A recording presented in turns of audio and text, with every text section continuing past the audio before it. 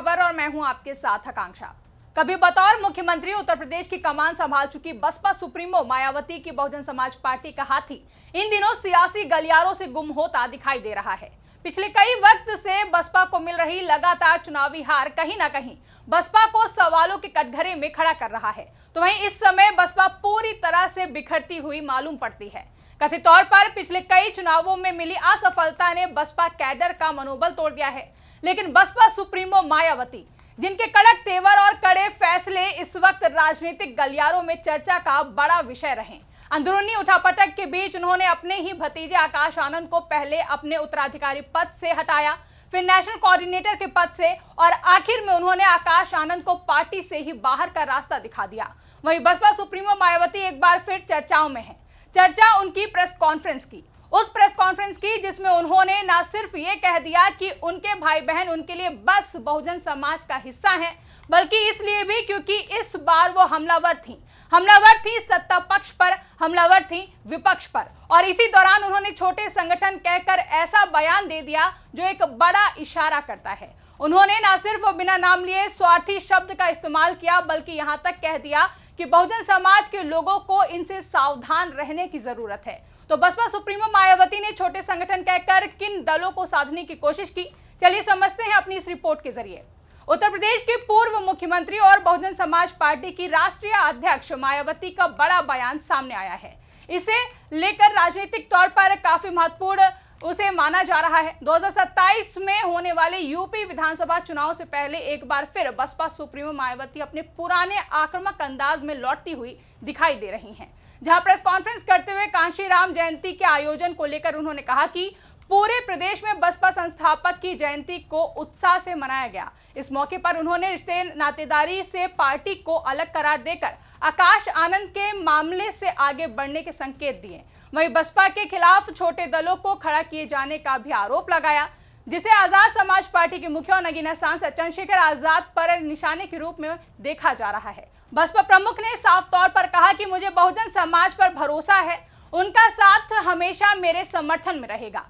बसपा अध्यक्ष मायावती ने press conference कर अपने सभी विरोधियों पर जोरदार हमला बोला और विपक्षी दलों पर बसपा को कमजोर करने का आरोप लगाते हुए कहा कि जातिवादी और सांप्रदायिक पार्टियां किस्म किस्म के हथकंडे अपनाकर बसपा को कमजोर और खत्म करना चाहती है। इसके साथ ही बसपा सुप्रीमो ने दो टूक में कहा कि मेरे भाई बहन और अन्य रिश्तेदार सिर्फ बहुजन समाज का ही एक अंग हैं, उसके सिवाय कुछ भी नहीं है। यहां पर आपको बता दें कि बीते दिनों बसपा सुप्रीमो मायावती ने अपने भतीजे आकाश आनंद को पद और पार्टी से बाहर निकाल दिया है, जिसके बाद दावा किया जा रहा है कि बसपा सुप्रीमो को इन दिनों परिवार और पार्टी की अंतरकलह के चलते मुश्किलों का सामना करना पड़ रहा है। लेकिन अब इस बयान के जरिए उन्होंने साफ कर दिया है कि रिश्ते नाते पार्टी पर कोई असर नहीं डाल सकते हैं। साथ ही बसपा सुप्रीमो ने आगे कार्यकर्ताओं को बड़ा संदेश भी दिया। उन्होंने कहा कि जो भी लोग पार्टी एवं मूवमेंट के हित और बहुजन समाज के लोग ईमानदारी निष्ठा के साथ काम करते हैं, उन्हें पार्टी में आगे बढ़ाने का मौका दिया जाएगा। इसमें मेरे रिश्ते नाते भी आड़े नहीं आएंगे। इसके साथ ही कहा कि पहले दलित एवं अन्य उपेक्षित वर्ग के लोग जातिवादी उच्च वर्गों के लोगों के सामने चारपाई और कुर्सी पर बराबर बैठने की हिम्मत नहीं जुटा पाते थे, लेकिन साल 2007 में पूर्ण बहुमत की सरकार बनने के बाद से ये सब कुछ काफी हद तक बदल गया है। बसपा सुप्रीमो यही नहीं रुकी, आगे उन्होंने सत्ता पक्ष और अन्य विरोधी पार्टियों पर निशाना साधते हुए कहा कि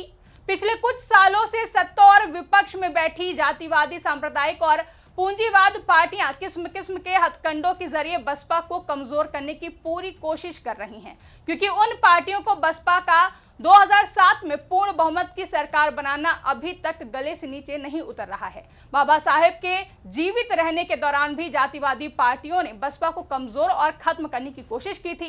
पहले बाबा साहेब ने और बाद में कांशीराम ने ऐसे लोगों के मंसूबों को पूरा नहीं होने दिया था। अब मैं भी अपने बहुजन समाज के बलबूते पर इन पार्टियों के मंसूबे को किसी भी कीमत पर पूरा नहीं होने दूंगी। ये मेरा पार्टी के लोगों को पूरा वादा है। इसके लिए मुझे अपने बहुजन समाज का हर स्तर पर साथ मिलना भी बहुत जरूरी है। वहीं इस दौरान बसपा सुप्रीमो मायावती ने बिना किसी का नाम लिए कहा कि स्वार्थी किस्म के लोगों ने बसपा की ताकत को बांटने एवं कमजोर करने के लिए छोटे छोटे संगठन और पार्टियां बना ली हैं। इनसे बहुजन समाज के लोग जरूर सतर्क रहें। यही समय की मांग है और यही पार्टी और मूवमेंट के हित में उनका सही कदम भी होगा। यहाँ पर बसपा सुप्रीमो की ओर से छोटे संगठन और पार्टी का जिक्र करने से माना जा रहा है कि कहीं ना कहीं उन्होंने आजाद समाज पार्टी के मुखिया चंद्रशेखर आजाद और स्वामी प्रसाद मौर्य पर इनडायरेक्ट तरीके से निशाना साधने का काम किया है। साथ ही इस दौरान बसपा सुप्रीमो ने पीएम मोदी पर भी हमला बोलते हुए कहा कि मैं ये भी कहना चाहूंगी कि देश के प्रधानमंत्री बीच बीच में अपनी खुद की गरीबी का तो उल्लेख करते रहते हैं, लेकिन इन्होंने दलित और अन्य उपेक्षित वर्गों के लोगों की तरह यहाँ कभी भी कोई जातीय भेदभाव नहीं झेला है जो हमारे संतों, गुरुओं और महापुरुषों ने झेला है। इसे अभी भी इनके अनुयायी काफी हद तक झेल रहे हैं। इसलिए सभी से अपील है कि ये सब बातें अपने बच्चे और आने वाली पीढ़ी को बताएं। एक और जहां बसपा सुप्रीमो मायावती को एक प्रेस कॉन्फ्रेंस के जरिए कई मुद्दों पर आक्रामक देखा गया, तो वहीं अब बसपा सुप्रीमो ने महाराष्ट्र में पिछले कई दिनों से औरंगजेब की कब्र को लेकर चल रहे विवाद पर भी अपनी प्रतिक्रिया दी है। बता दें कि महाराष्ट्र में औरंगजेब की कब्र को लेकर पिछले कई दिनों से घमासान मचा हुआ है। इस बीच यूपी की पूर्व सीएम और बसपा सुप्रीमो मायावती का भी इस मुद्दे पर बयान सामने आया है। सोशल मीडिया प्लेटफॉर्म एक्स पर पोस्ट करते हुए बसपा सुप्रीमो ने लिखा कि महाराष्ट्र में किसी की भी कब्र व मजार आदि को क्षति पहुंचाना व तोड़ना ठीक नहीं है, क्योंकि इससे वहां आपसी भाईचारा, शांति व सौहार्द आदि बिगड़ रहा है। सरकार ऐसे मामलों में खासकर नागपुर के अराजक तत्वों के विरुद्ध सख्त कार्रवाई करे, वरना हालात काफी बिगड़ सकते हैं जो ठीक नहीं है। दरअसल महाराष्ट्र के नागपुर में औरंगजेब को लेकर जमकर हंगामा हो रहा है। यहाँ दो पक्षों के लोग आपस में भिड़ गए हैं, जिसमें जमकर पथराव हुआ और कई वाहनों में आग भी लगा दी गई है। तमाम मीडिया रिपोर्ट्स के मुताबिक आरोप है कि हरे रंग की चादर जलाई गई थी, जिसके बाद वहां हिंसा भड़क गई। वहीं पूरी घटना नागपुर के महाल इलाके की है। यहां हालात को काबू करने के लिए पहुंचे कई पुलिसकर्मी भी हिंसा में घायल हुए हैं।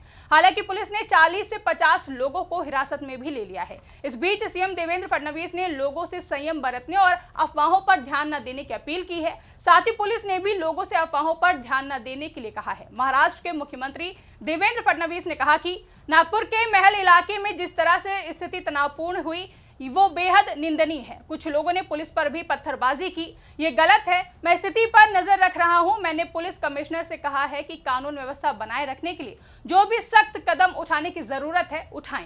अगर कोई दंगा करता है या पुलिस पर पत्थरबाजी करता है या समाज में तनाव पैदा करता है तो ऐसे सभी लोगों के खिलाफ सख्त कार्रवाई की जानी चाहिए। मैं सभी से अपील करता हूं कि वे नागपुर की शांति को भंग ना होने दें। अगर कोई तनाव पैदा करने की कोशिश करता है तो उसके खिलाफ सख्त कार्रवाई की जाएगी। एक और जहां मुख्यमंत्री देवेंद्र फडणवीस ने तनाव पैदा करने की कोशिश करने वालों के खिलाफ सख्त कार्रवाई की बात कही, तो वहीं विपक्ष ने उन पर जमकर निशाना साधा। नागपुर हिंसा पर शिवसेना यूबीटी सांसद प्रियंका चतुर्वेदी ने महाराष्ट्र में सीएम देवेंद्र फडणवीस के नेतृत्व वाली सरकार पर निशाना साधा और दावा किया कि महाराष्ट्र को रणनीतिक रूप से निवेश के लिए अनाकर्षक बनाने की दिशा में ले जाया जा रहा है, ताकि पड़ोसी राज्य को फायदा उठाने में मदद मिल सके। बता दें कि इस दौरान प्रियंका चतुर्वेदी ने स्पष्ट रूप से गुजरात के संदर्भ देते हुए ये बयान दिया है, जबकि शिवसेना यूपीटी सांसद संजय राउत ने कहा कि नागपुर में हिंसा होने का कोई कारण नहीं है। नागपुर आरएसएस का गढ़ है, यहाँ पर मुख्यालय है, यहाँ पर मोहन भागवत जी बैठते हैं, वहां पर देवेंद्र जी का निर्वाचन क्षेत्र भी है। वहां हिंसा फैलाने की हिम्मत कौन कर सकता है? हिंदुओं को डराने और फिर उन्हें भड़काने के बाद उन्हें दंगों में शामिल करने का ये एक नया तरीका है।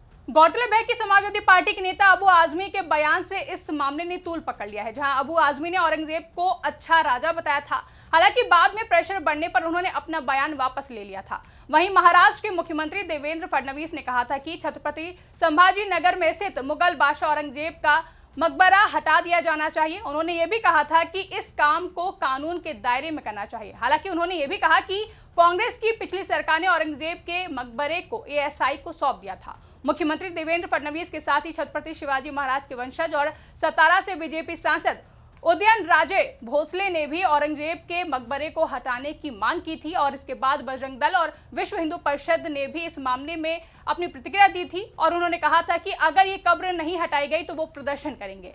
फिलहाल महाराष्ट्र में छिड़ा औरंगजेब की कब्र का मुद्दा अब यूपी तक गर्माता दिखाई दे रहा है, जिसके चलते बसपा सुप्रीमो मायावती ने भी कह दिया है कि किसी की भी कब्र व मजार आदि को क्षति पहुंचाना और तोड़ना ठीक नहीं है, क्योंकि इससे वहां आपसी भाईचारा, शांति और सौहार्द बिगड़ रहा है। साथ ही जिस तरह से बसपा सुप्रीमो ने प्रेस कॉन्फ्रेंस करते हुए परिवारवाद, राजनीति और सत्ता पक्ष और विपक्ष पर निशाना साधने का काम किया है, उससे एक बात तो साफ है कि बसपा सुप्रीमो मायावती अब फुल एक्शन में लौट चुकी हैं और अब वो अपने खोए हुए जनाधार को वापस से जुटाने दिखाने की जुगत में लग गई हैं। ऐसे में देखना काफी अहम होगा कि क्या 2027 के यूपी विधानसभा चुनाव में बसपा सुप्रीमो मायावती अपना 2007 वाला प्रदर्शन दोहरा पाएंगी या फिर नहीं, और क्या जिस तरह से बसपा सुप्रीमो मायावती ने पीएम मोदी से लेकर छोटे संगठनों पर सीधा निशाना साधा है, इससे आपको क्या लगता है कि बसपा सुप्रीमो मायावती की अगली रणनीति क्या हो सकती है, और उन्होंने छोटे संगठनों का जिक्र करके किस पर निशाना साधने की कोशिश की है? कमेंट करके हमें जरूर बताएं। साथ ही ऐसी ही तमाम बड़ी खबरों के लिए हमारे YouTube चैनल को सब्सक्राइब करना ना भूलें।